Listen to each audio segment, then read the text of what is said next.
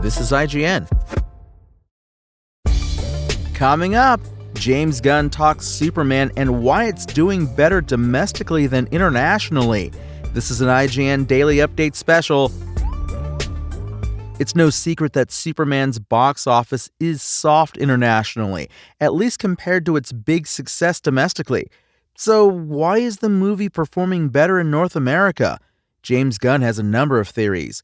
Superman topped the global box office once again in weekend 2 with $102.45 million, $57.3 domestically and $45.2 million internationally, and now has an impressive global total to date of $406.8 million. $236 million of that total has come from North American theaters, which means the international haul is lagging behind with $171 million. In an interview with Rolling Stone, Gunn acknowledged the difference in performance, but expressed positivity around the international figures. As for why Superman is trending this way, Gunn said Superman simply isn't as big of a superhero character globally as, say, Batman is, but he also pointed to another crucial factor: international sentiment on the US. We're definitely performing better domestically than we are internationally, but internationally is also rising and having really good weekday numbers in the same way we are, Gunn said. So obviously the word of mouth is very positive both here and everywhere else, which is the thing that we needed to do the most. At the same time, there are certain countries in which it's really performing well, Brazil and the UK. Superman is not a known commodity in some places. He is not a big known superhero in some places like Batman is. That affects things. It also affects things that we have a certain amount of anti-American sentiment around the world right now. It isn't really helping us. Gunn didn't mention specifics, but it's hard to read his comments and not think of things like Trump's policies on things like tariffs and border control. In April, the Trump administration's high-profile deportations and detentions at the border were predicted to cause the U.S.'s travel and tourism industry to miss out on billions of dollars this year. The way we are perceived globally is we are blowing up not just our economy, but everyone else's economy, Jackie Phillip, president of the Hotel Association of Los Angeles, told the LA Times at the time. People don't think it's good. They don't think it's fair, so why would they go to America? So I think it's just a matter of letting something grow, Gunn said of the international performance. But again, for us, everything's been a total win.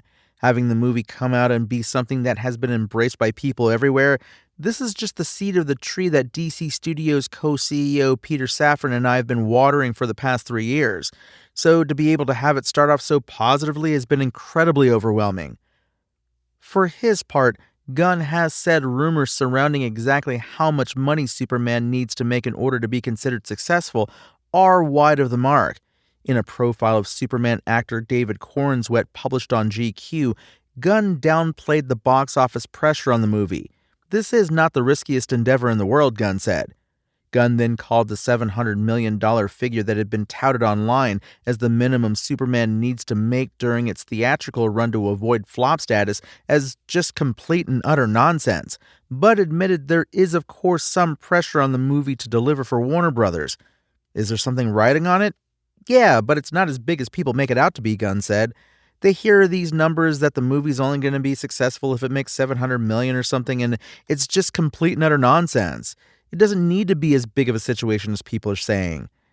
We likely won't get an accurate picture of Superman's performance until Warner Brothers boss David Zaslav has his say during a financial call, but it's easy to see why there's more box office pressure on Superman than your average superhero film.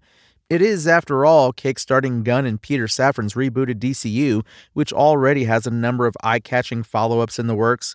For example, Superman leads into the events of HBO Max series Peacemaker 2. Then next year, the DCU continues on the big screen with Supergirl starring Millie Alcock and Clayface starring Tom Rhys-Harries. If Superman flops, it will call into question the viability of everything that follows. That's your IGN Daily Update. My name is Tony Jackson, and if you want more news on your favorite games and entertainment topics, make sure to visit us at IGN.com. You can also download our free app on your phone or console and subscribe to our weekly podcasts through the podcast service of your choice.